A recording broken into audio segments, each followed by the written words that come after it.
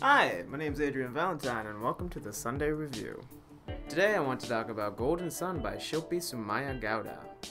Golden Sun offers a fantastic look into the lives of Gujarati farmers, of how business, survival, reputation, and caste affects their lives. The protagonist, Anil, is the only one in his large family to leave India. He travels to Dallas, Texas, where he enters into a medical residency program to become a specialized doctor. He leaves behind his childhood sweetheart, a girl named Lena, and his ill father who runs the village. This story resonates with me on many levels. My parents are also from a small rural village in Gujarat, India. My grandfather actually had the same position as Anil's father. His duty was to settle disputes, usually disputes between land, sometimes marital things, but the majority of the time it had to do with resources and money. This novel taught me a lot about the pressures of such a role, and the utter impossibility of making decisions that make everybody happy.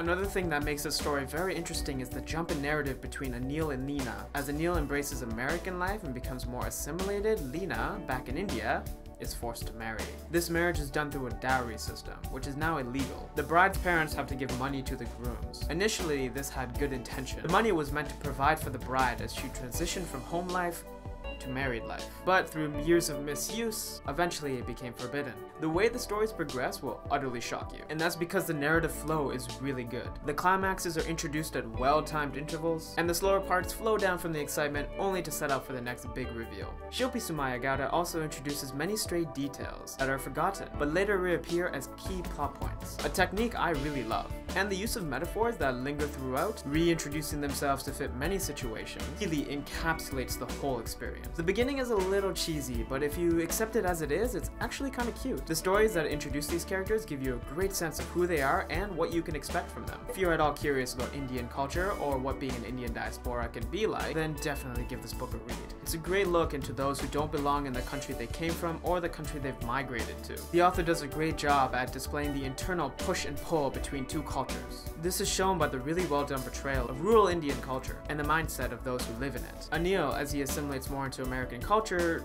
disconnects. He stops seeing eye to eye with his family and even starts to resent how they feel and think about certain topics. Another great thing is that this book doesn't stay still. It follows Anil through key moments in his life. The amount of character development is really impressive. The book is just well written and full of intrigue. So overall, I give it a 4 out of 5. If you enjoyed this video, please give it a thumbs up and subscribe. Also, I have a website, avvalentine.com. Check it out for more book reviews, travel blogs, and short stories. Good talk.